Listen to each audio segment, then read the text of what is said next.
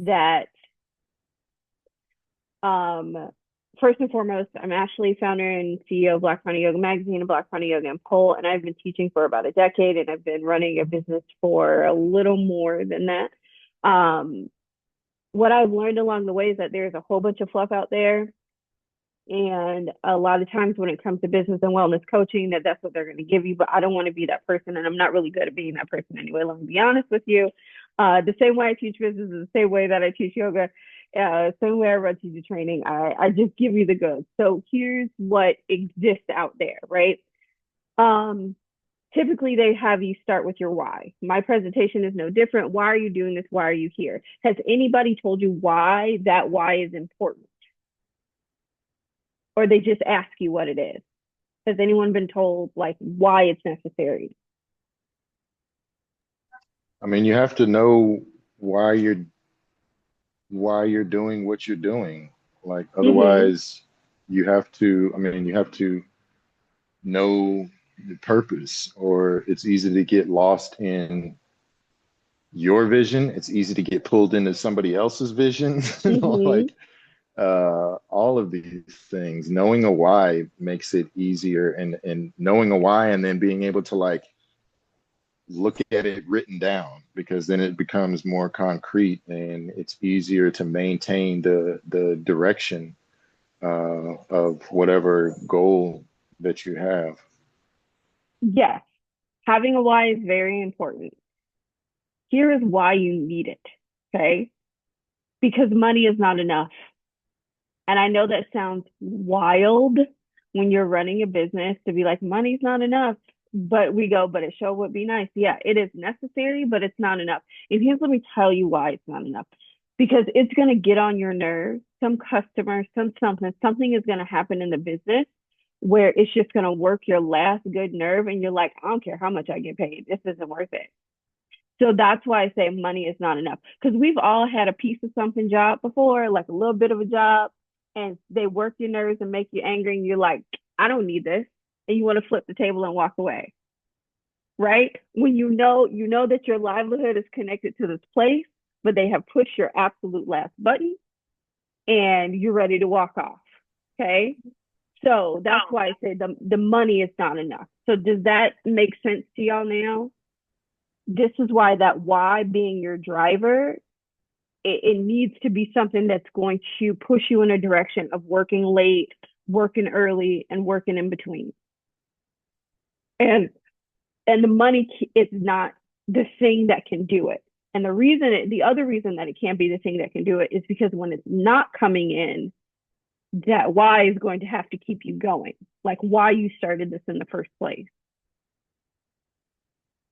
Does that make sense to everybody? This one is interactive. It's not like teacher trainer where I got to keep everybody on mute because uh there's seven of or five of us here, so six including me. So y'all can talk back. You can be off mute as long as your background isn't loud. But does that make sense to everybody? Yes, yeah, makes really good Okay. sense. Okay. So um in making sure that your why is intact, um it will give you the space to grow into who you are as a business person. Um, if you don't have a clear mission, vision, what you're going to do and how you're going to operate and who you're going to be in business, it's hard to move forward. It's hard to know what to do. You made a very poignant statement of you get caught up in someone else's vision, which is super easy to do in the beginning. So knowing what is important for you as an individual um, is going to be your driving force. And the other part to this why thing that I'm talking about is it will change. It will change depending on where you are, your phase and stage in life.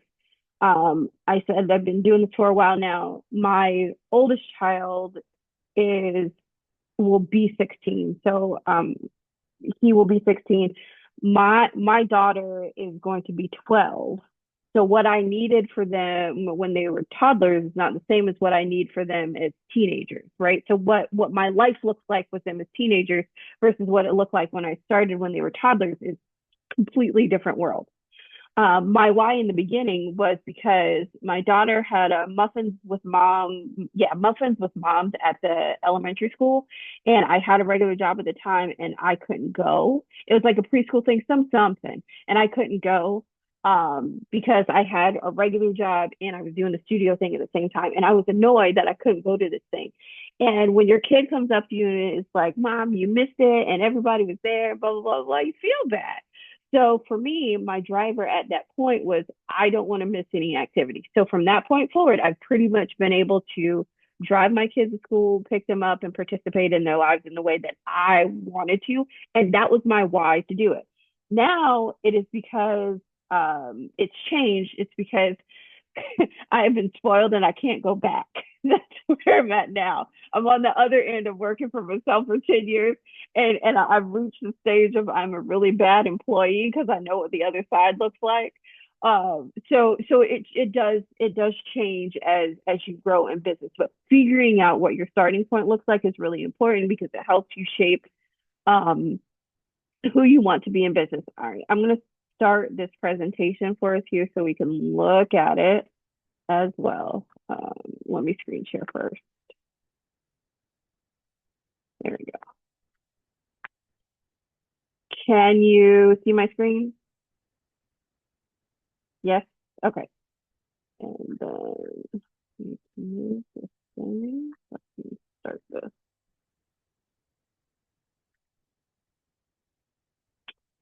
Okay. So starting off with your why is important. The other piece of the why, that's about it for the studio. You don't really need that part. Um, is it allows you to build a liberated business. I cannot tell you, I cannot stress to you how important it is to build a business that reflects what you want as a person.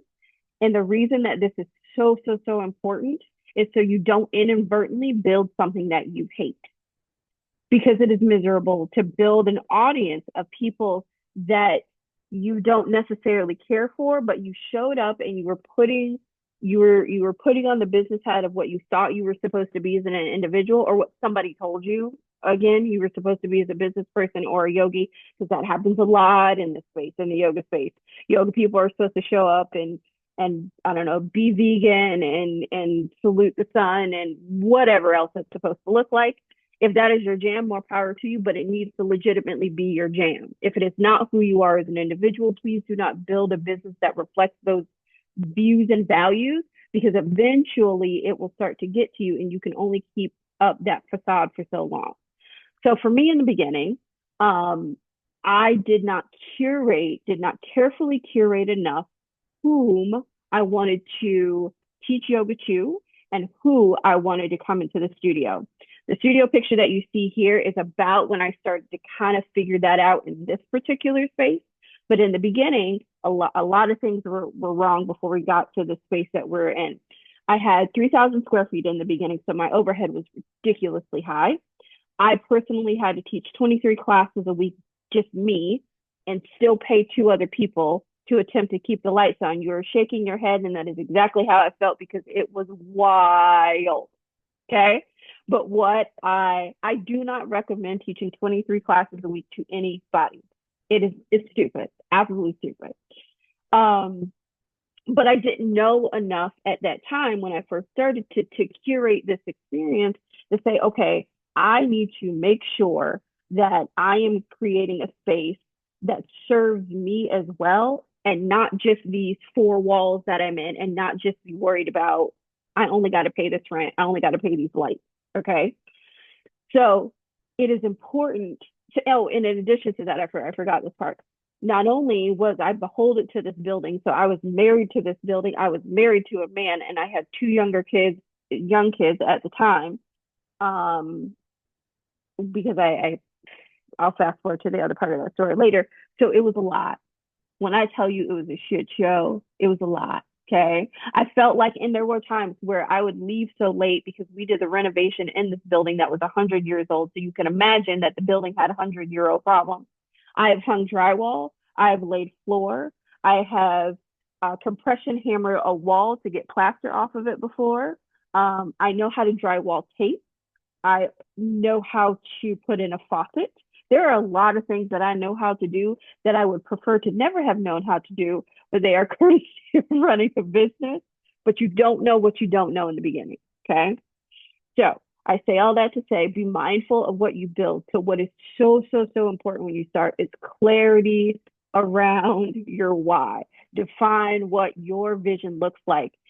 And these days, I would tell you, tell no one or tell just a mentor that you trust, because what will inadvertently happen is we end up on, for better or for worse, seeking advice from people that aren't in the same position that we are, aren't in the same vision that we have, aren't a part of the vision that we have, and they also have never been in the position that we are in, so they can't give you advice because they haven't lived it yet. So it's very hard. A lot of times we'll see people seek out people that are well-meaning. They mean the world to you, but they'll talk you out of stuff or into stuff that really won't serve your overall picture. Okay. Then the other part, once you have that clarity, you want to attach your value system to it. Now, before you attach the values that you have today to it, you want to dig in and find out what values you have that actually serve the adult version of you. All right. And the reason I say that is a lot of us are taught to value hard work and that our worthiness is connected to the amount of work that we do, that we cannot rest. And if we are resting, it's not of value, i.e., teaching 23 classes in a week and having two young kids, which is stupid. Okay. So evaluate what work looks like for you at this stage in your life and what is realistic, so you don't set yourself up in the way that I did, which was just making something unnecessarily hard that's already hard enough on its own. Does that make sense to everyone? Okay.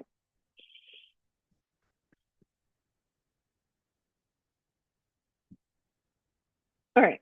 So the benefits of building a liberated business is an opportunity to honor you and your business. You can build something that really reflects who you are. And I will tell you now that your business becomes, because you're the leader, it becomes a microcosm, a blow up of your personality. All right. The good, the bad, and the ugly. It becomes a reflection of who you are as an individual. So if you have an aversion to conflict, that business is going to create conflict that you cannot run from. If you struggle with boundaries, that business is going to push your boundaries to find out where you porous. It's going to blow up anything about you, both good and bad. If you're an excellent people person, you'll have an easier time getting people to come through the door and or have conversations with people to get them to come through the door. But on the fun side of it, it's an opportunity for you to honor who you are and what you want to create in the world. This gives you an opportunity to consider your family's needs in a way that you may not have been able to before, which is really nice. It's nice to be able to consider what my family needs. As I said in the beginning, it was about being able to put my kids up and do all of those things. Even now, as they're in middle school and high school, it is still about that. For instance, next Thursday, my middle child starts the 6th grade. So Thursday morning, I can show up to the school to do his 6th grade orientation camp. And I don't have to ask anybody if I can be there, right? I don't have to ask for permission to be there. So I enjoy that part of it. Third benefit, you get to select the products and services that serve you and your community, which I really enjoy. The things that I teach are Black centric because I'm a Black woman. So that's what we talk about around here. We talk about culturally relevant things to us, and that's on purpose. And then the other benefit of it, just one of many, is freedom of choice. You get to choose whom you would like to work with, who you want to have in your circle. You get to choose what products and services you put out there. You have the choice. You have the say. You get to decide what professional looks like, which is such a fun place to be, because professionalism is typically tied to supremacy in some way. So now you get to decide what that looks like, right? You get to create an environment that serves you as an individual, which is a fun and nice opportunity.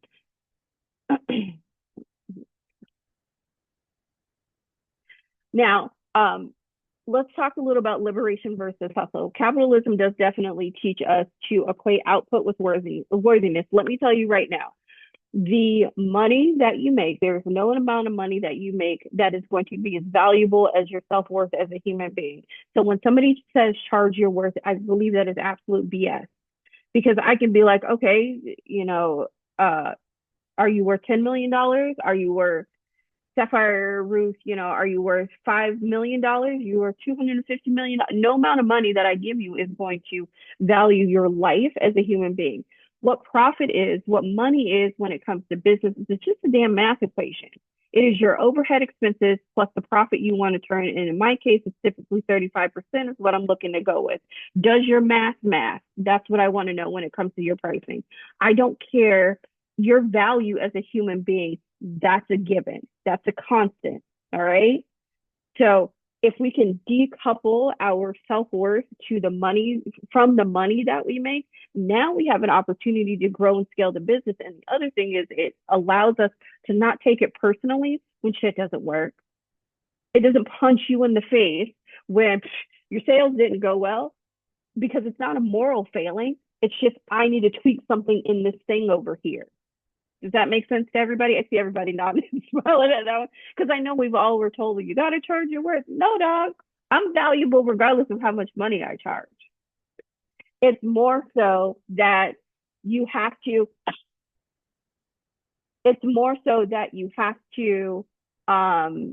make sure you are charging what your reasonable costs are to operate.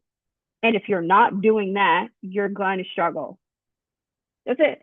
Because you can't pay your bills, you can't keep the lights on, you can't stay in business. The other thing I will tell you is you're going to have to sell something to somebody, because otherwise you have a really expensive hobby. Just because it's the yoga space doesn't make us exempt from having to sell something from someone. They are not going to take payments and namaste and high fives. The last time I checked, Duke Energy wants their money. And that has not changed in the years that I've been doing this. All right. The wellness industry has kind of replicated that grind culture. They just put a prettier filter on it because it looks better on Instagram when you're telling people, oh, it's not necessarily hard. It is about a system. There are clear business systems because success leaves clues and we can leverage those things. But the difference is you have to be the fuel to build that thing. And that's the difference in being an employee versus being versus working for yourself. Okay. When you work for somebody, you get paid for your output. When you work for yourself, you're getting paid for an outcome. And that's very different. You're getting paid by the outcome. Your output does not mean that you're going to make money.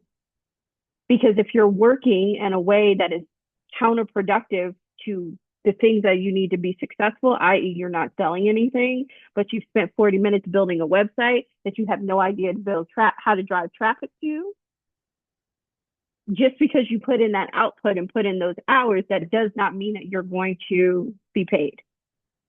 Does that make sense to everybody? Okay. So you're getting paid for your outcome. And outcome in our case as business owners is making a sale. So it is very, very, very important. And that's something that I harp on and teach throughout this course is very, very important to learn to sell something to somebody. Full stop. You have to learn to sell something to somebody. All right. So many of us, as I said this before, we inherit this belief that if I rest, I'm lazy, and if I don't monetize every part of me, I'll fail. That's not true. That's not true. I know that there are, especially right now in the world of TikTok, where they're like, post 100 times a day, do this and do that, and chase this and chase that. If none of those things are intrinsic to you, what's going to end up happening is you'll try it for 24 to 48 hours. You'll try it. Let's give you the benefit of that. You'll try it for 5 days and you'll be burnt out on your stuff because it's not intrinsic to you. So finding what works for you and that you can realistically stick with on a regular basis is where your success is found. A lot of times in the beginning of this, especially when going live on Instagram first came out, there are people that be like, go live every day. I'm not that person. I can commit to live once a week. I can commit to live when I feel like it, but I cannot commit to live every day because it's not going to happen. For other folks, that works. For other folks that don't have the additional responsibilities that I have, it works for them. And that's good. More power to them. I'm just not that person. For me, I also need a little bit of this to still be fun, right? Because it is yoga. Let's keep it a buck. It's supposed to be fun. Nobody signed up to be the yoga instructor or run the yoga business to no longer have to sit in a cubicle because they didn't want to enjoy themselves at work. So if I'm building in too much hustle into my day, it inadvertently sucks the fun out of it. And I personally do not enjoy that. So I try and make it a point to let it be fun and enjoy it where I can. Yes. Okay. I want to say this real quick. Don't feel bad that you're not doing what someone else is doing. That thing just may not work for you, and that's okay. That's okay. If posting every day isn't for you, cool. Post once a week, just be consistent. One of the best gifts that you can give yourself in business is the ability to execute and the ability to be consistent. Those are your most important business gifts to give to yourself. That's where your growth and notoriety, that's where your growth on social media comes from. It's not the frequency to which you do it, because frequency is doing it every day. It is how consistent you show up and do it. Do I do this every Monday at noon? Is every Monday reasonable for me? Then we do it every Monday at noon. We got a 10-week series of White Women Are Minutes in the yoga space every Monday at noon. It didn't change. And when I was tired of doing it, when I felt it run its course, it was over. And it worked really, really well. But I knew I could commit to every Monday at noon. I knew it could not be an everyday thing. All right. So why me and why now? Figuring out what called you to the yoga wellness space or healing work. I don't necessarily refer to it as healing work because for me, y'all are doing the work. All I am is the conduit to give you the information. It is on you to do something with it. So I personally don't lean into referring to it as healing work for people, even in my yoga practice, because at the end of the day, and y'all have heard me say this, you still have to get on the mat. You still have to do the thing. Right? It's not me. I'm just saying, hey, by the way, here are a few things that you could do. I'm giving you the toolbox and then dumping all the stuff out. It's on you to put it away. What lived experience gives you a unique lens in your industry? So obviously I teach through the person that I am. I talk about the Black experience because that's what I am. What cultural generational truths do you carry into this work? Why is your work urgent right now for your people, your lineage, or your community? You may also find in this that you prefer to work with people. You prefer to work with individuals instead of doing group classes, and everyone kind of has their own feelings regarding this. That allow them to decide what they want to do and what works for them. So let me turn off my screen share for a second. How do I? Is it still screen sharing?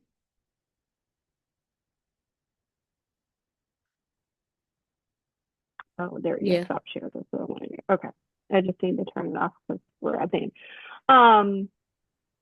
So you may find that working in community classes isn't necessarily the thing that is for you, versus and won't want to work one-to-one. I do a mix of both of those things.